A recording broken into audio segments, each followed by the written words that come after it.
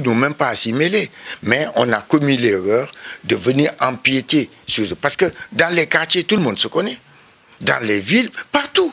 Donc ça, c'est une élection citoyenne. Mais non, les politiques s'y sont invités. Eh bien, maintenant, ce qu'on dit au président, nous pouvons nous accorder sur le fait qu'il n'est plus question d'aller encore chercher des problèmes pendant ces 2 ans. Eh bien, nous laissons les choses en l'état, nous nous consultons, ça nous donne le temps de vraiment disséquer les communales et les communautaires, de léguer les communautaires rien qu'aux citoyens, et de favoriser même les candidatures indépendantes, et de l'autre, ben, c'est les politiques qui s'occupent des communales. Je pense que voilà des pistes qui peuvent permettre au président demain de vraiment prendre de la hauteur. Et puis la dernière chose qui ne plaît souvent pas à mes amis de la mouvance, c'est que le président doit enfin respecter nos textes. Il est président de tous les Guinéens. Il faut qu'il arrête d'être président d'un parti. Je crois qu'aujourd'hui, le RPG dispose de suffisamment de ressources humaines, suffisamment d'expérience politique pour organiser des primaires, une assemblée générale, même extraordinaire, élire un autre président, laisser le président Alpha Condé comme président d'honneur, pourquoi pas?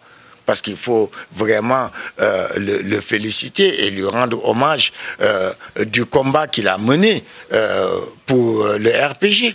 Mais qu'il se retire de là, qu'il se consacre à 100% à son travail de président de la République, de chef de l'État. Et puis, c'est ainsi qu'il va pouvoir changer la donne. En tout cas, voilà des pistes qui me semblent intéressantes à son niveau. Quant au peuple, ce qui m'inquiète, c'est à force de jouer avec le feu, on risque de se brûler. Ce peuple est tellement à bout que le jour que ça va exploser, il n'y aura plus rien pour l'arrêter. Et qui dit le peuple qu'on ne peut pas arrêter, c'est les bruits de bottes. Il n'y a personne aujourd'hui en Guinée qui peut mettre les Guinéens d'accord en dehors de l'armée. Parce qu'aucune institution ne fonctionne comme il le faut. Nous essayons au niveau de l'Assemblée nationale à faire tant bien que mal.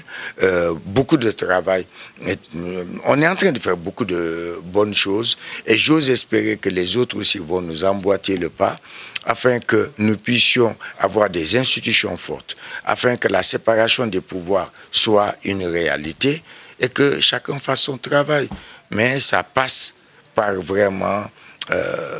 la paix, des consultations nationales, par la remise en question de certaines tares congénitales. Et comme j'aime souvent le dire, nous en sommes à l'heure vraiment de changer de paradigme. C'est-à-dire le questionnement existentiel. Qui sommes-nous? Que voulons-nous?